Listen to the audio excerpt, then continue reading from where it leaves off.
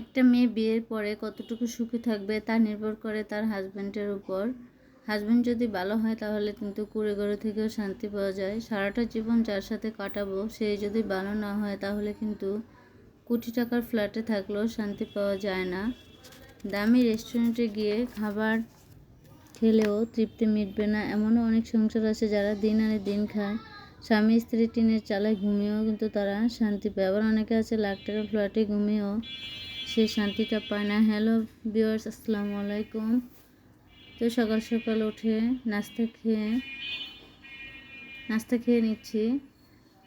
তারপরে নাস্তা খেয়ে দুপুরে রান্নার জন্য চলে গেলাম। তো আমি আজকে লাউয়ের ছোলকা আর আলু কুচি কুচি করে ভাজি করে নিব। এই ভাজিটা আমাদের এলাকায় অনেক খায় সবাই, আমরা অনেক পছন্দ করি।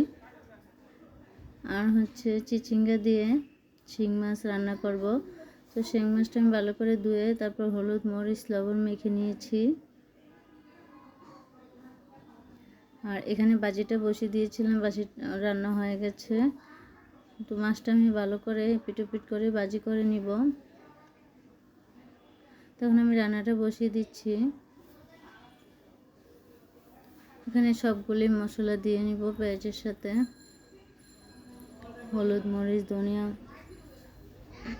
আদা রসুন বাটা। তারপরে যে তরকারিটা কেটে নিয়েছিলাম ওই তরকারিটা দিয়ে ভালোভাবে মশলার সাথে নেড়ে চেড়ে তারপর ডেকে দিব কষানোর জন্য। তো একটু পরে ঢাকনাটা তুলে দেখব লেগে গেছে নাকি। আবার নেড়ে চেড়ে দিব, নেড়ে চেড়ে আবার ডেকে দিব, ডেকে দিয়ে আবার একটু নেড়ে চেড়ে তারপরে পানি দিয়ে দিয়েছি। পানি দিয়ে আবার ডেকে দিয়েছি। তো আমার তরকারিটা সিদ্ধ হয়ে গেছে। এখন মাছটা দিয়ে দিলাম। মাছটা দেওয়ার পরে আবার ডেকে দিচ্ছি। মাছটা ভালোভাবে তরকারির সাথে মিশে গেলে, রান্না হয়ে গেলে তারপরে জিরাটা আমি বানিয়ে রেখেছি ওই টালা জিরাটা দিয়ে দিব। এই তরকারিতে আমি ধনিয়া পাতা ব্যবহার করব না। তো আমার তরকারিটা রান্না শেষ। এখন দুপুরের খাওয়ার পালা।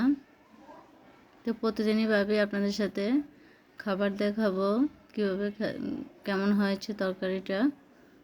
তো আমি খেয়ে দেখাচ্ছি, এত মজা হয়েছে কি বলবো। তো শিং মাছটা আপনারা এভাবে রান্না করে দেখতে পারেন। আর আমি একটা ভর্তা বানিয়েছিলাম বরবটি দিয়ে।